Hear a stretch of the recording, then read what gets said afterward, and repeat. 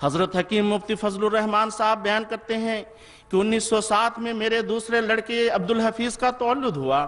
سردی کے ایام تھے اور ان دنوں میں بہت سی زچہ عورتیں تشنج کی مرض سے مر رہی تھی۔ زچہ کے لیے یہ مرض بہت خطرناک ہوتی ہیں، سینکڑوں میں سے کوئی بچتی ہوں گی۔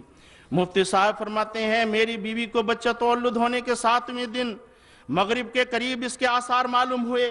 چنانچہ ان دنوں میں یہ وبا تھی، اس لیے اسی کی طرف بہت توجہ ہو گئی۔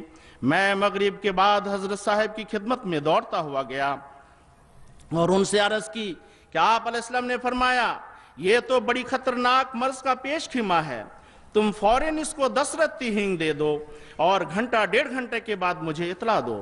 عشاء میں پھر حاضر ہوا اور عرض کیا کہ مرض میں ترقی ہو گئی ہے۔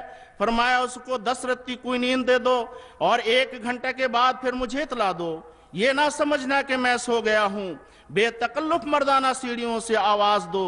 1 گھنٹہ کے بعد میں پھر گیا اور عرض کیا کہ کوئی افاقہ نہیں ہے۔ فرمایا 10 رتی مشک دے دو۔ مفتی صاحب کہتے ہیں میں نے عرض کیا اس وقت مشک کہاں سے لاؤں؟ حضور 1 مٹھی بھر کر مشک کی لے کر آئے اور فرمایا یہ 10 رتی ہوگی۔ میں نے عرض کیا کہ حضور یہ زیادہ ہے۔ فرمایا لے جاؤ پھر کام آئے گا۔ میں نے وہ 10 رتی مریضہ کو دے دی اور پھر گیا اور عرض کیا کہ مرض میں بہت اضافہ ہو گیا ہے۔ فرمایا 10 تولہ کا سٹریل دے دو۔ میں نے آ کر 10 تولہ کا سٹریل دے دیا۔ اس کے بعد اس کو بہت قے ہوئی اور قے اس مرض میں آخری مرحلہ ہوتا ہے۔ قے کے بعد اس کا سانس اکھڑ گیا، گردن پیچھے کو کھنچ گئی، آنکھوں میں اندھیرا آ گیا اور زبان بند ہو گئی۔ پھر میں بھاگ کر سیڑھیوں پر چڑھا۔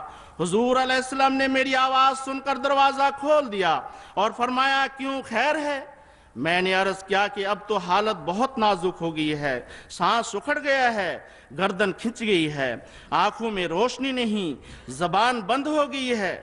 میرے پیارے آقا سیدنا حضرت مسیح موعود علیہ السلام نے فرمایا دنیا کے جتنے ہتھیار تھے وہ تو ہم نے چلا لیے، اب ایک ہتھیار باقی ہے اور وہ دعا ہے، تم جاؤ، میں اس وقت دعا سے سر اٹھاؤں گا جب اسے صحت ہوگی۔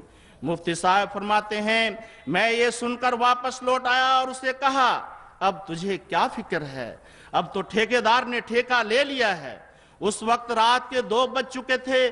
میں گھر آیا اور مریضہ کو اسی حالت میں چھوڑ کر دوسرے کمرے میں 4 پائے لے کر سو رہا۔ صبح کو کسی برتن کی آہٹ سے میری آنکھ کھلی۔ جب میں نے دیکھا تو میری بیوی برتن درست کر رہی تھی۔ مفتی صاحب فرماتے ہیں میں نے پوچھا کیا حال ہے؟ اس نے کہا آپ تو سو رہے، مجھے 2 گھنٹے کے بعد اللہ تعالیٰ نے فضل کر دیا۔ سیرت احمد صفحہ 204۔